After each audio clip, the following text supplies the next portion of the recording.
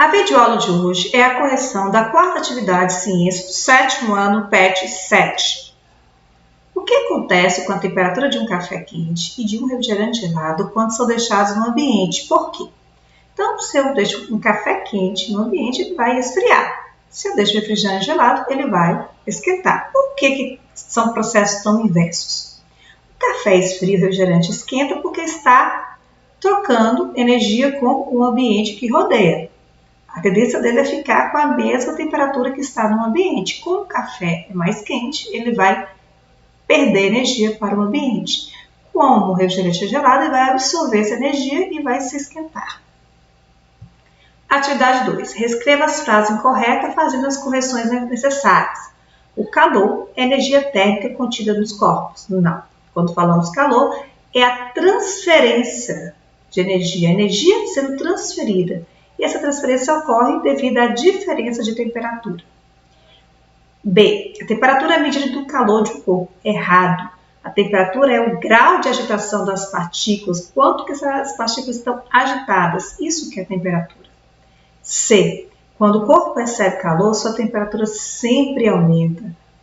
Falso. Nós temos o caso do calor latente. O calor latente, quando o corpo percebe o calor latente, a sua temperatura vai permanecer o quê? Constante, a mesma. Atividade 3. Defina com suas palavras o que é calor específico. Quando falamos calor específico, nós estamos falando a quantidade de calor, no caso 1 grama de um determinado material, para que ele venha alterar essa temperatura. Então, para que ele poder aumentar ou diminuir essa temperatura. Então, qual a quantidade de energia necessária para alterar 1 grau Celsius daquele corpo?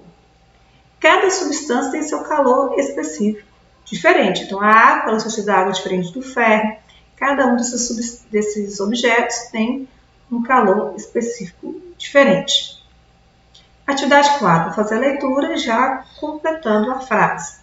O calor que recebido ou cedido pela substância provoca apenas a mudança de estado físico da substância, é chamado de latente. Então, quando o calor ele é recebido e não vai aumentar a temperatura, só vai mudar o estado físico, nós chamamos de calor latente.